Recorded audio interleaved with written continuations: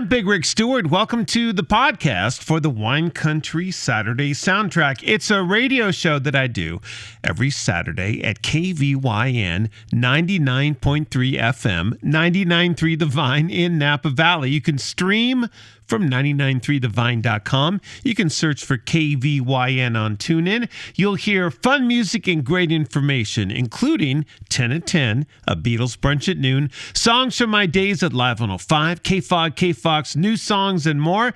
And you'll hear great information like this. It's the Wine Country Saturday Soundtrack. I'm Big Rick Stewart. Hey, last week over in Sonoma, the big NASCAR race, a little something else going on there. The West Coast Stock Car Motorsports Hall of Fame, which actually exists in Paso Robles. You go down there and check it out. They got all these great West Coast racers from different eras and more. They had their 21st round of inductions. It was presented by Worldwide Technology Raceway at Gateway, and it all happened last week in Sonoma at the Turn 11 Club over at the racetrack. Inducted into the Hall of Fame, a couple names you probably know. Jimmy Johnson, 7-time NASCAR Cup Series champion. I think his nickname is 7-time. How great is that, right? And also inducted a guy you may personally know, or at least know of, I'm sure, Jimmy Vasser. Inducted into the West Coast Stock Car Motorsports Hall of Fame, Indianapolis 500 co-owner champion. In 1992, Jimmy Vasser set a record qualifying time at the Indy 500 for a first-year driver. 4 years later, Vasser won 4 races on his way to the 1996 IndyCar Series Championship. He won 10 IndyCar events, and he's currently an owner in the IMSA Series. He drove his first race car at Sonoma, and Jimmy Vasser, now into that Motorsports Hall of Fame, said, "I remember it as Sears Point. This was the first racetrack where I drove a real race car instead of a quarter midget. That was back in 1984. All right, I'm sure Jimmy's in other Hall of Fames, but I like that he's in this one on the West Coast. I'm Big Rick Stewart. It's the Wine Country Saturday Soundtrack at 99.3 The Vine.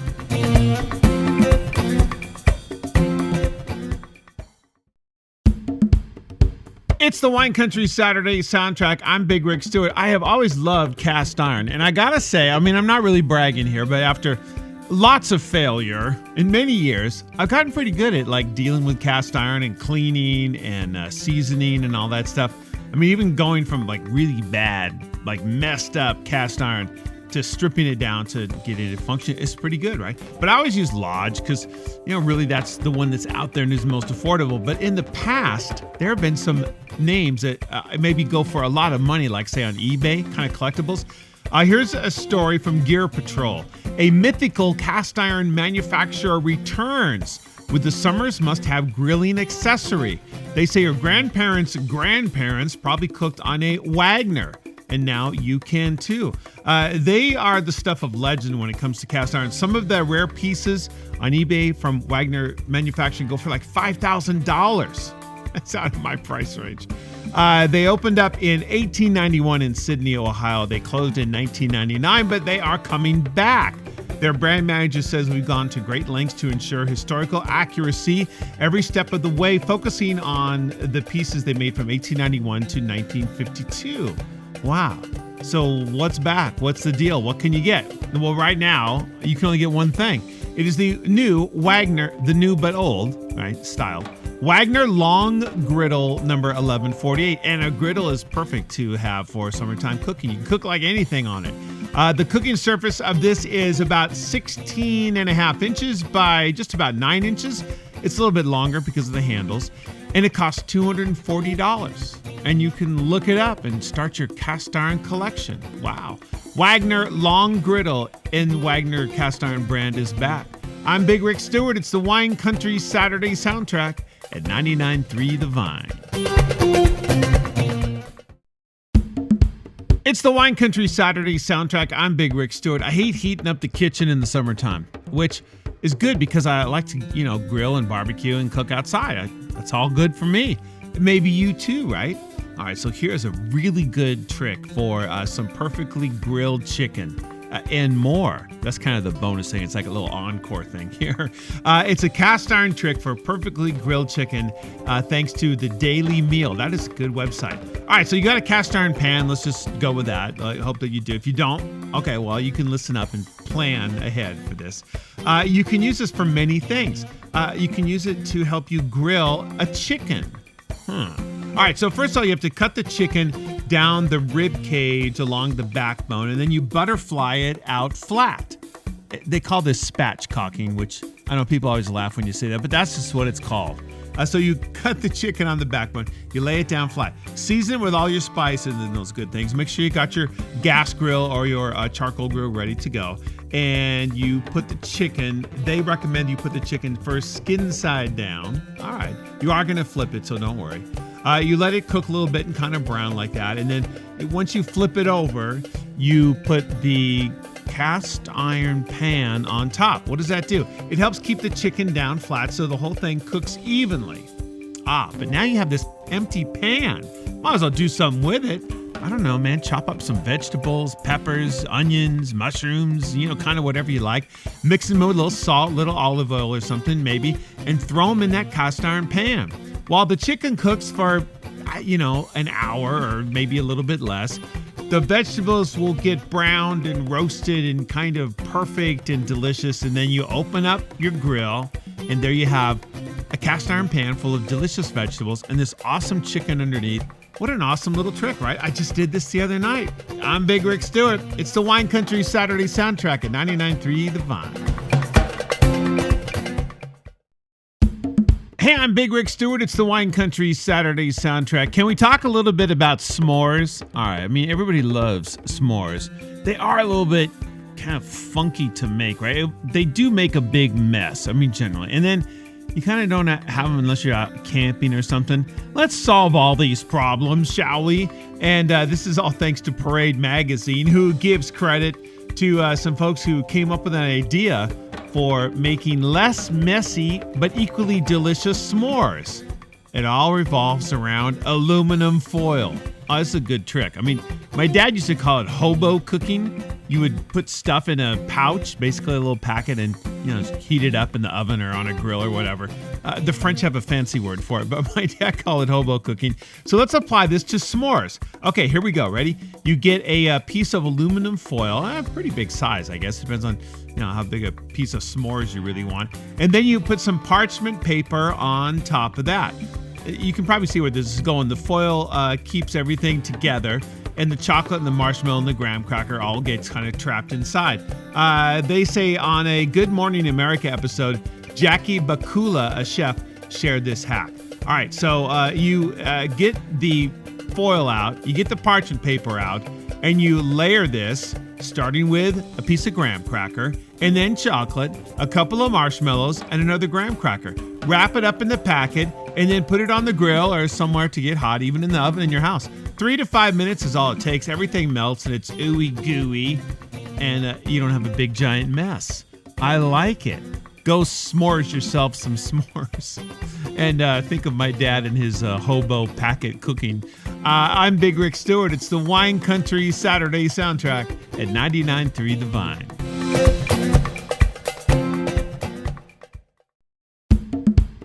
I'm Big Rick Stewart. It's the Wine Country Saturday soundtrack. All right, if you're a fan of the Police, listen up. And if you're, kind of not really a fan, still listen up, because this is crazy. I mean, I don't know what the biggest box set ever released is. I don't know, maybe some version of Dark Side of the Moon or something, but this is going to be up there. Synchronicity, originally released in 1983. You know it from their songs like Every Breath You Take. By the way, the most played song in radio history. Is that something? Every Breath You Take. King of Pain, Wrapped Around Your Finger, and all that stuff. Sold over 8 million copies in the U.S. Number 1 for 17 weeks. Won a bunch of awards and all that. All right, so the Police Synchronicity is getting a box set released July 26th with, are you ready? 6 discs in the box set. Wait, there's more. There is a whole lot more. That's a lot. They're also going to have over 50 unreleased tracks. which is crazy. It's going to come in all kinds of different versions, including a 6-disc limited edition box set containing 55 previously unreleased tracks that include never-before-heard demos for the album and unreleased live material from 1983. The Police Live are incredible. Oh yeah, but wait a second, there's even more.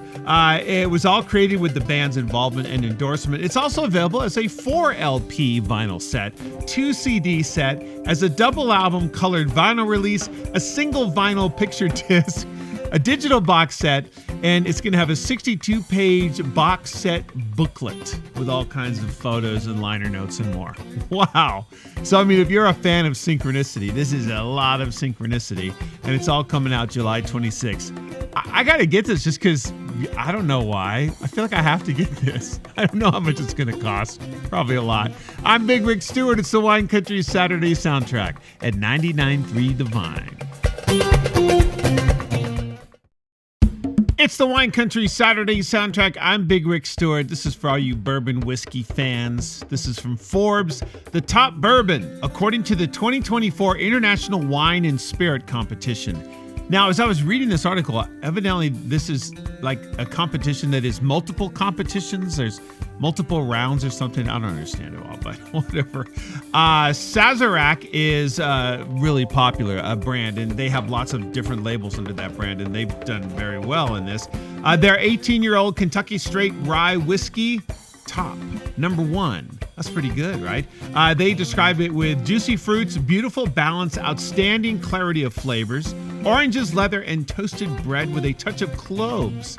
The finish is classic and easy drinking. Wow, it's pretty good. The top-rated Tennessee whiskey in this competition went to Chattanooga Whiskey Experimental Batch 033. That's a mouthful. I'll have a shot of that.